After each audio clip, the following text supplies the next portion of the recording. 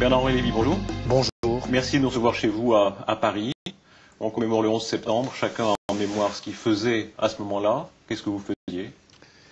Je mettais le point final à mon livre sur les guerres oubliées. Je rentrais du Burundi, de l'Angola, de Colombie, de mon reportage chez les Tigres Noirs du Sri Lanka, les Tamouls, et je mettais vraiment le mot fin à ce livre. Donc au moment précis, vous étiez Au moment précis, j'étais à mon bureau ici, devant mon ordinateur, en train de faire les ultimes corrections à ce livre qui mettait en scène les damnés de la terre contemporain. Qui vous a averti? Je me demande si ce n'est pas... Je crois que c'est Jean-Paul Antoven qui m'a téléphoné et qui m'a dit il se passe une chose incroyable, énorme, branche la télévision. Et là vous faites quoi? Je fais ce que fait un écrivain, c'est-à-dire je me remets à écrire. J'écris la préface à ce livre sur les guerres oubliées, qui s'appelle Réflexions sur les guerres, le bal et la fin de l'histoire, où j'explique en gros que les terroristes du 11 septembre ne sont pas des malheureux, ne sont pas des damnés, que ce n'est pas la revanche de la pauvreté, que la pauvreté et la damnation, j'en reviens, si j'ose dire, puisque c'est à ça que j'étais en train de consacrer ce livre, et que c'est pas cela, c'est-à-dire les vrais damnés entre les damnés, les gens qui n'ont plus de visage, les gens qui meurent en grand nombre, que c'est pas eux qui venaient de faire le 11 septembre, mais des milliardaires comme Ben Laden, des jeunes gens, oui, de classe moyenne ou de relative bourgeoisie, absolument pas animés par le désespoir. Voilà. Je commence, mon premier réflexe, parce que j'ai en tête, encore une fois, j'ai dans la tête ces visages de vrais damnés, notamment de ces guerres africaines. Premier réflexe, c'est de dire, ça suffit. Mais ça suffit le raisonnement qui excuse le terrorisme en disant, c'est la dernière arme des plus malheureux. On a entendu votre interprétation. Est-ce que vous comprenez l'interprétation inverse, ou en tout cas ce sentiment un peu trouble de beaucoup de gens qui pensaient à l'époque, qui pensent encore, ils l'ont cherché, les Américains l'ont cherché, ils ont en retour une haine qu'ils ont semée? Je trouve ça immonde. Je ne peux pas vous dire, je le comprends. C'est même au-delà de comprendre ou pas comprendre, je trouve ce raisonnement immonde.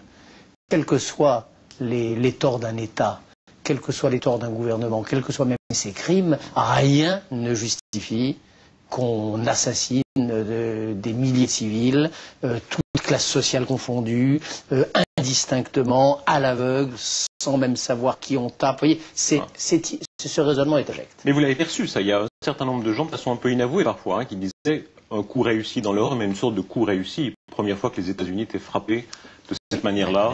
Une jubilation presque, chez certains. Il y a eu une jubilation immédiate. Dans les secondes qui ont suivi, il y a eu les victimes sont coupables qui leur arrive, c'est-à-dire les Américains, comme vous dites, l'ont cherché, c'est leur faute, ils ont le prix de leur crime. Deux, ceux qui ont fait ça, c'est la vengeance des peuples, c'est la vengeance des malheureux. On ne peut pas tenir les hommes dans la domination éternelle sans qu'un jour ils se révoltent. Ça s'est dit aussi, le terrain de la misère. Le terrain de la misère. Est-ce que vous entrez dans le raisonnement de certains Américains qui disent, bah oui, maintenant c'est une 4e guerre mondiale, après les 2 guerres mondiales, après celle contre les soviétiques, on est en guerre? Une guerre mondiale, attendez, je crois qu'il faut garder au mot leur sens. Moi, je veux bien dire que c'est une guerre, oui, mais à condition d'ajouter aussitôt que c'est une guerre de type radicalement nouveau. C'est-à-dire c'est une guerre où il n'y a pas de front, c'est une guerre où ce n'est pas des États qui s'opposent à d'autres États, c'est une guerre contre les civils des pays musulmans, les civils des États-Unis pour le 11 septembre, guerre contre les civils, guerre qui ne part pas d'États organisés, guerre qui n'a pas de ligne de front, guerre où chaque citoyen, vous ou moi, sommes un front à nous tout seuls. Chaque individu est un front virtuel. Cette guerre-là, elle est menée par les Américains. Il faut les soutenir, selon vous? Je crois qu'il faut les soutenir, oui. Il ne faut pas les soutenir aveuglément. Pas quand ils font des bêtises. La guerre en Irak, je l'ai dit dès le premier jour, est une énorme bêtise. Donc ça, il ne faut pas soutenir. Mais les soutenir dans le dessein d'ensemble, de défendre la démocratie contre des gens qui veulent la détruire, évidemment, oui. Ah, il y a une expression à vous qui a fait Flores, vous l'avez mentionné, c'est le fascisme islamique. George Bush l'utilise beaucoup. Qui vous l'a pris? C'est lui? Hélas. Le fascisme islamisme, je dis. Pourquoi hélas? Vous ne vous reconnaissez pas du tout en lui? En Bush? Non, je ne me reconnais pas du tout. Je refuse les la facilité de langage qui consiste à en faire lui aussi un fasciste, la caricature, etc.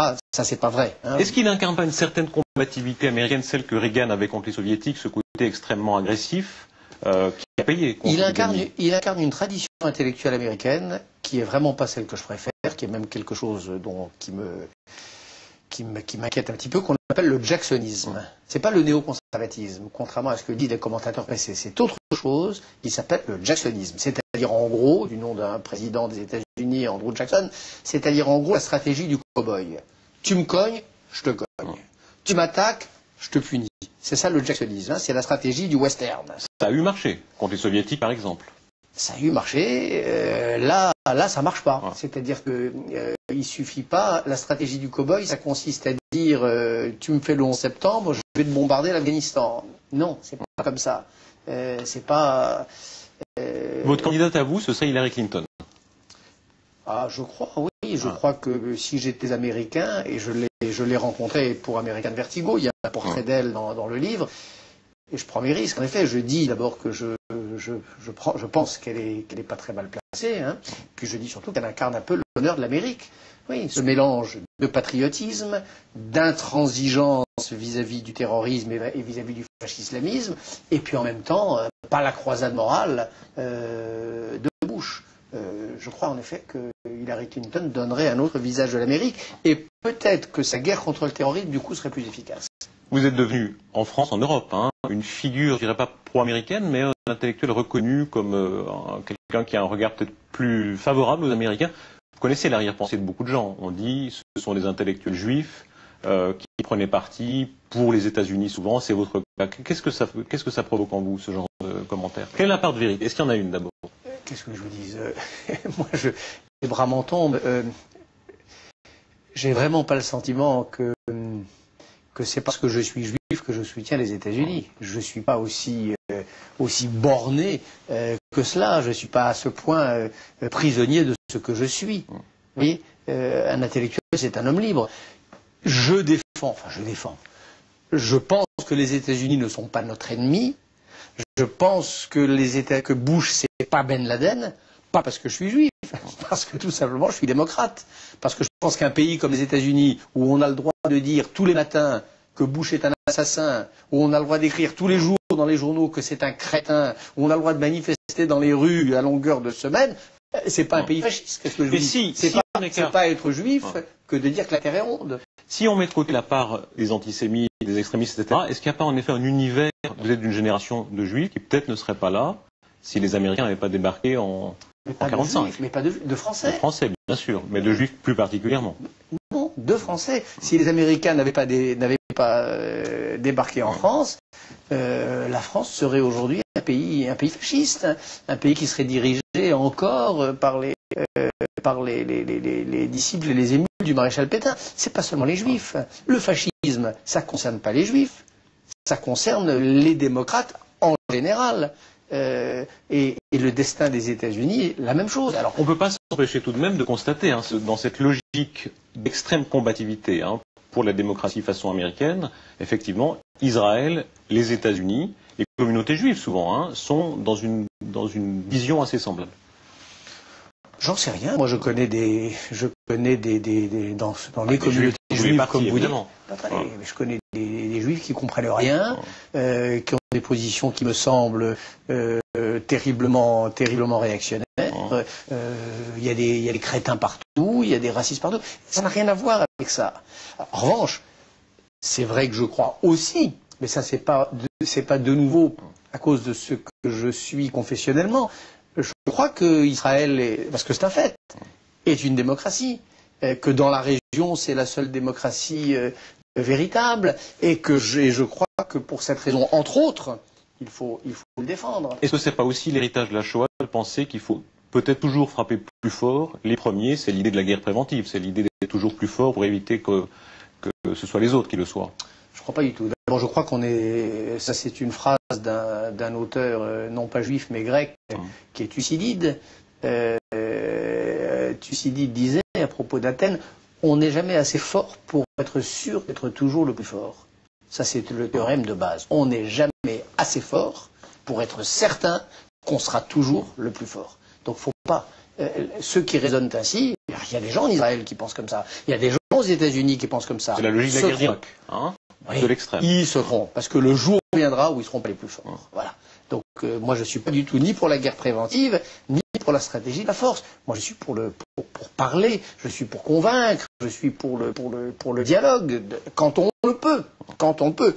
Quand on est en face du Hezbollah iranien, enfin, d'obédience iranienne, qui discute pas mais qui tire, qui ne négocie pas mais qui met ses lance-missiles face à une démocratie avec le projet de la détruire, là c'est vrai qu'il est très difficile de discuter. Mais c'est pas la guerre préventive. Et puis Bernard Lévy, depuis le 11 septembre, il y a cette hypothèse très répandue tout de même, hein, surtout après les attentats de Madrid, beaucoup de gens qui disent au fond, s'il n'y avait pas le problème israélien, si les États-Unis ne cherchaient pas plus à s'étendre, au fond on serait en paix avec les islamistes et avec le monde arabe.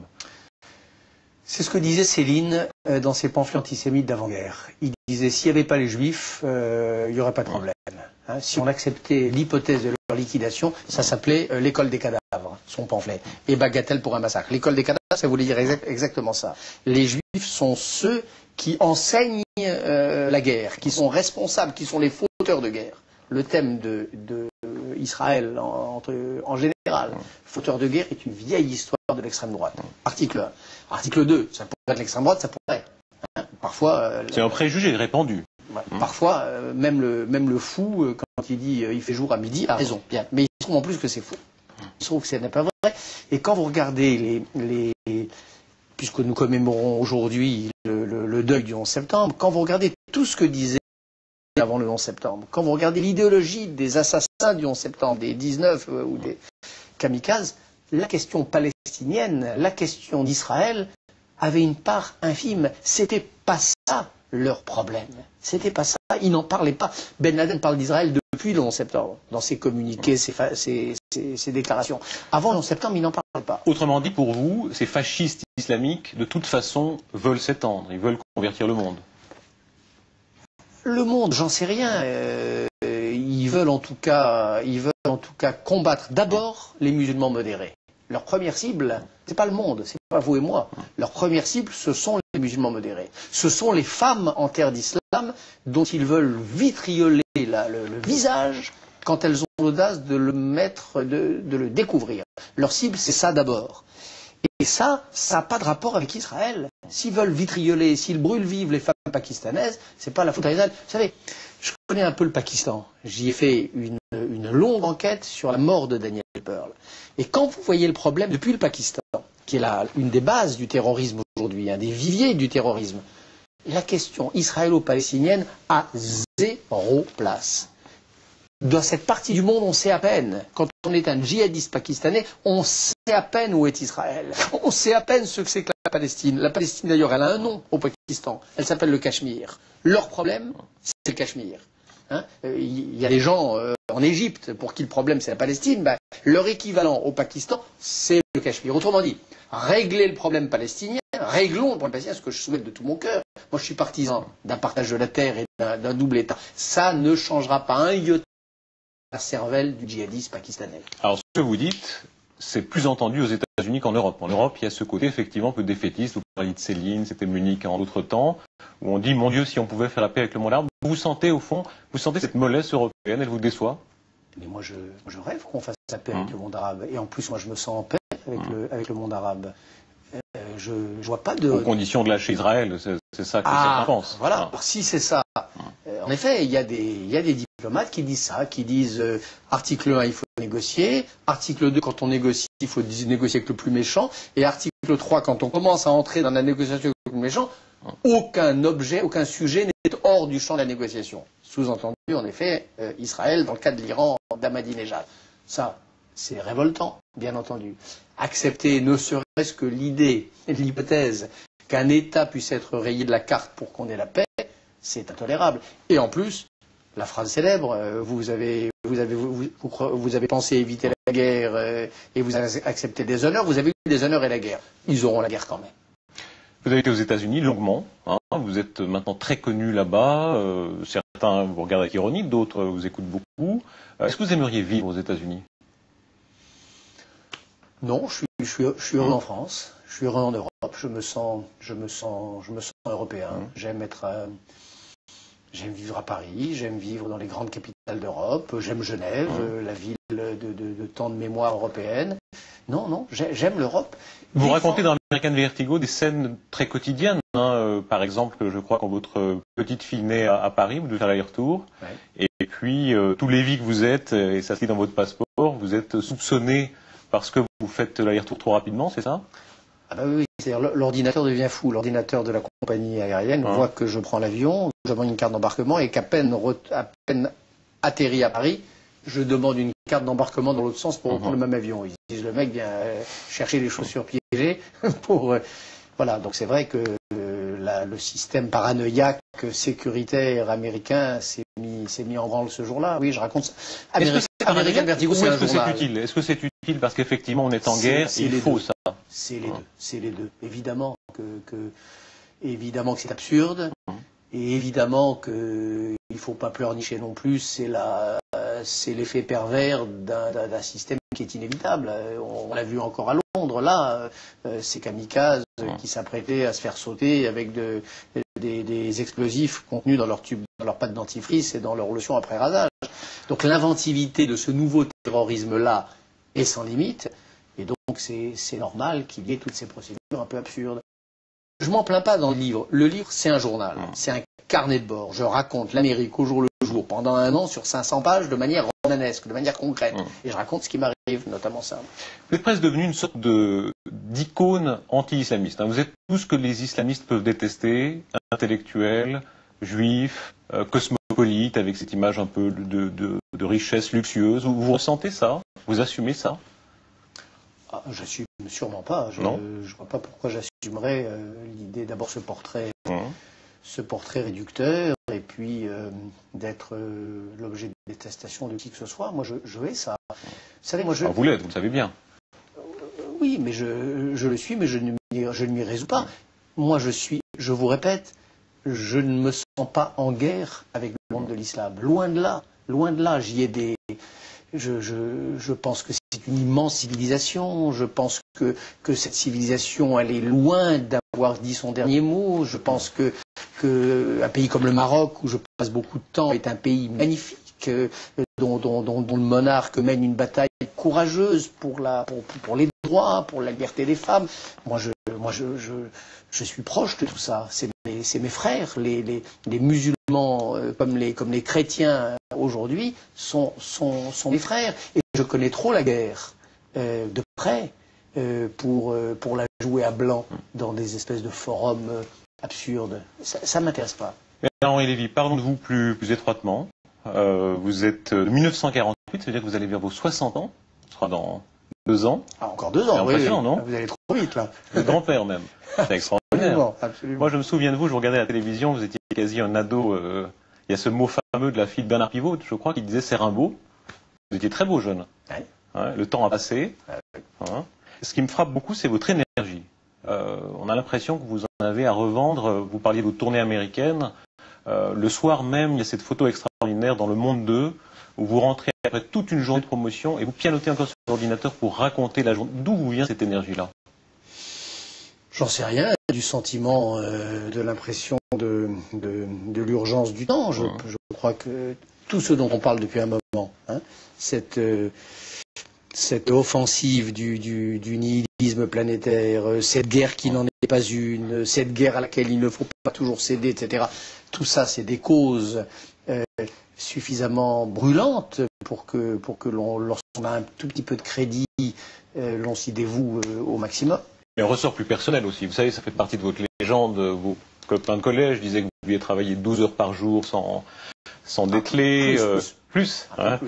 Votre compagne Ariel Dombal dit que vous ne supportez pas l'idée de la maladie, par exemple. La simple évocation de la maladie, c'est quelque chose qui vous rebute. Il ne faut pas dire qu'on est malade quand on est avec vous, c'est vrai? Il ne faut pas dire qu'on est malade. J'en sais rien. Non, je ne la supporte pas chez moi. C'est-à-dire que chez les autres, non, c'est chez moi.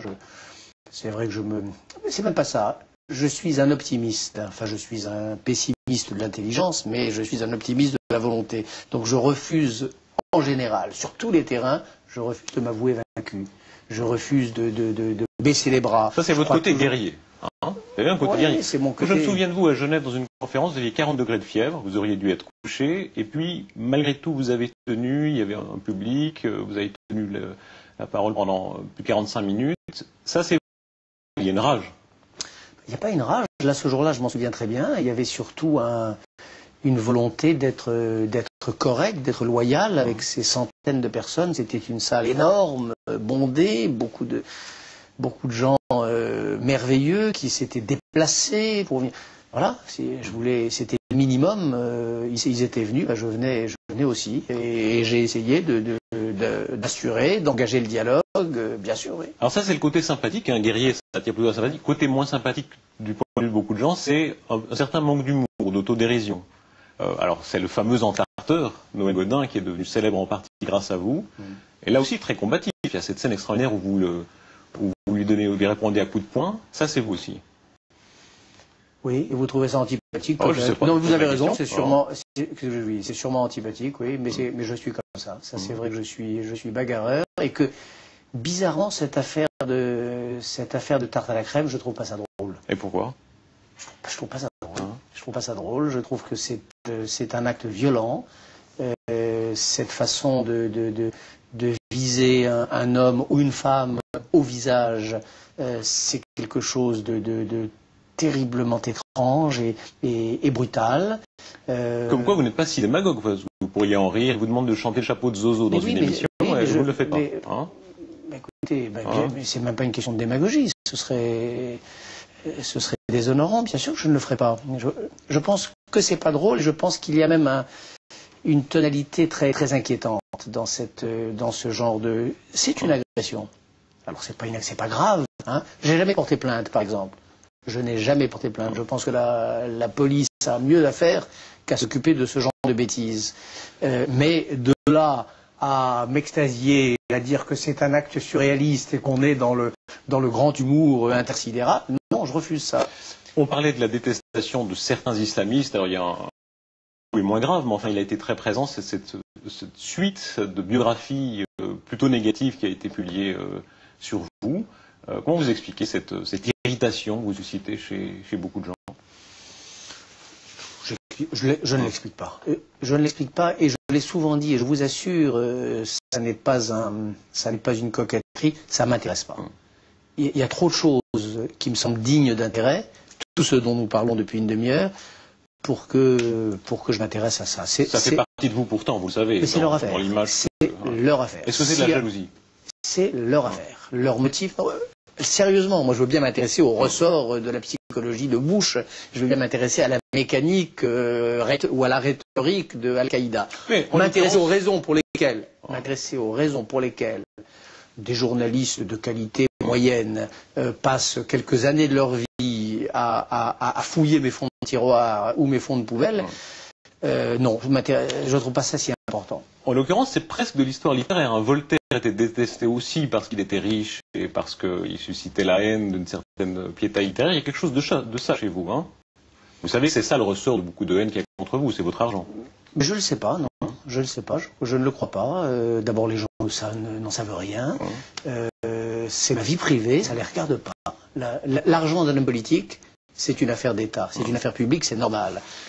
L'argent d'une personne privée, même si elle passe à la télé, ça ne regarde pas les gens. Pour vous, il n'y a pas une manière de les défier, ni ce que j'en fais. Ça ne les regarde pas. Comme le mondain de Voltaire, ce côté un peu j'aime le luxe, etc. C'est pas une manière de les défier pour vous? Mais comment savez-vous que j'aime le luxe? C'est l'image qu'on a de vous, les chemises coupées, la voiture de luxe, etc. Et coupées. Attendez, voiture de luxe, franchement. Honnêtement, je ne suis pas le seul Parisien à avoir une voiture convenable. Mes chemises coupées, qu'est-ce qu'on sait de mes chemises? Qu'est-ce qu'on sait de... Mais des magazines ont publié des notes, enfin vous savez très bien, il y a une passion aussi de cette image de vous. Vanity Fair vous a classé parmi les hommes les plus élégants du monde, tout ça, ça fait partie de vous. On peut être élégant avec un vieux blue jean. Bien sûr. Et d'ailleurs, c'est souvent mon cas, vous savez. On peut être élégant avec un vieux t-shirt pourri. L'élégance n'a rien à voir avec l'argent. Mais ça fait partie de votre légende. Vous le savez bien, quand vous passez de Sarajevo à la Colombe d'Or à Saint-Paul-de-Vence, on vous l'a 1000 fois ressorti. Est-ce que vous regrettez ça? Est-ce que parfois vous dites que vous auriez pu faire différemment ou vous l'assumez entièrement? Ah, j'assume entièrement. Vous voulez dire ma vie, mon mode d'être, mais vous plaisantez. Ce mélange de passion intellectuelle et de mondanité que vous avez approché. Mais pas de mondanité. Quand je passe de Sarajevo à la Colombe d'Or, je vais vous dire, l'histoire, vous la racontez incomplètement. Je suis à Sarajevo, en effet, sous les bombardements, aux côtés de la capitale bosniaque musulmane assiégée. Et je me marie la semaine d'après. Et je suis bloqué. Les jours passent, je suis bloqué à Sarajevo, pas de pont aérien, pas d'avion, rien. J'arrive in extremis à sortir de la ville, je file à Saint-Paul-de-Vence où je dois me marier. Attendez, on a encore le droit, quand même quand on est un intellectuel militant, même quand on est un homme engagé, on a encore le droit de se marier dans un endroit qu'on aime, dans le midi de la France avec lequel on a des attaches, avec une femme qu'on aime. Où est la mondanité? Je me marie ce jour-là. Le public était assez mondain, les pages dans Paris Match. Vous savez très bien, là, pour l'universitaire qui prend son RER, c'est une vision évidemment qui suscite une certaine jalousie. Ça, vous en êtes conscient. Le public était assez bon. D'abord, c'était pas un public, c'était mes amis. J'avais invité à dîner ce soir-là à la Colombe d'Or, qui est pas non plus. Je vous le reproche pas, hein, je vous dis simplement, c'est comme ça que c'est perçu. D'Or n'est pas non plus le symbole absolu. C'est un endroit merveilleux où Yves Montand a passé du temps, où Sartre est passé du temps, où des peintres merveilleux ont peint. C'est pas Ivana Trump, hein, la Colombe d'Or. Et mes invités étaient mondains. Là encore, vous n'en savez rien. Il y avait des gens connus, il y avait des gens totalement inconnus. Il y avait des vieux copains de lycée d'il y a 40 ans. Et ils étaient mélangés, en effet, avec des visages plus connus, qui étaient des visages d'écrivains, des visages de journalistes connus. Ben, c'est ma vie, elle est faite de tout ça. Je vous enquiquine, pardonnez-moi, sur l'argent. Effectivement, vous dites que c'est votre vie privée. Mais c'est vrai que c'est très frappant quand il y a eu cette suite de biographies, de voir les réactions que ça a suscité. On découvrait que vous étiez riche. Et vous en avez bien conscience, ça a changé l'image. Ce qui est très frappant, c'est la façon dont la petite bourgeoisie intellectuelle française est obsédée par l'argent. Alors voilà, c'est ça qui est frappant. C'est que eux sont obsédés par l'argent. C'est ça qui m'a le plus surpris. Mon cas n'a aucun intérêt. En revanche, cette espèce de fixation paranoïaque, étrange, ces chiffres fantaisistes, etc., sa façon de se monter la tête sur les questions d'argent, ça c'est très troublant. Mais ça, encore une fois, c'est leur affaire. Je les laisse avec leurs contradictions, etc. C'est leur problème. Bernard-Henri Lévy, ça fait plus de 30 ans que vous êtes très connu du très grand public.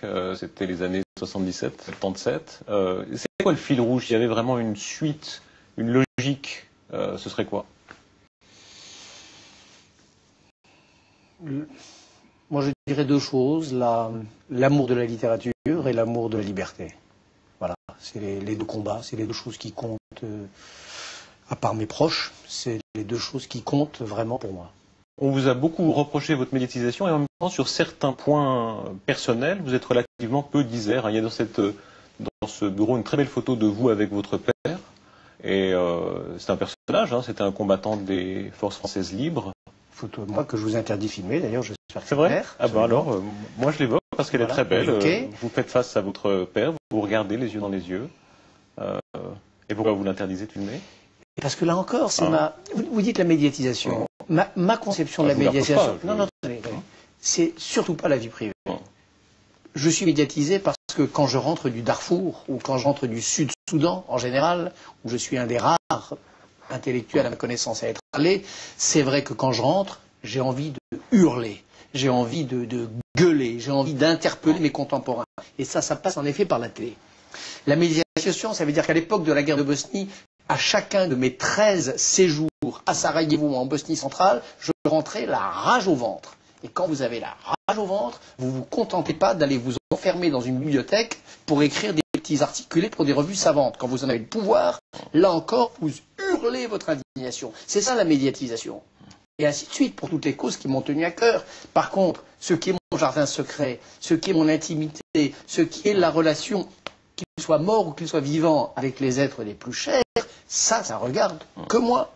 Bien sûr. Et ça, je n'ai aucune raison d'en faire étalage. Aucune raison d'accepter d'en parler. Aucune raison d'accepter que des soi-disant biographies diffusent des informations fausses sur ces questions. Mais laissons de côté alors la partie intime. Est-ce que cette paternité vous explique? Comme tous les hommes et femmes qui nous écoutent, sûrement, et dans mon cas un peu plus, parce que c'est vrai, ce que je peux vous dire, et c'est public, et ça c'est une chose vraie qui a été écrite.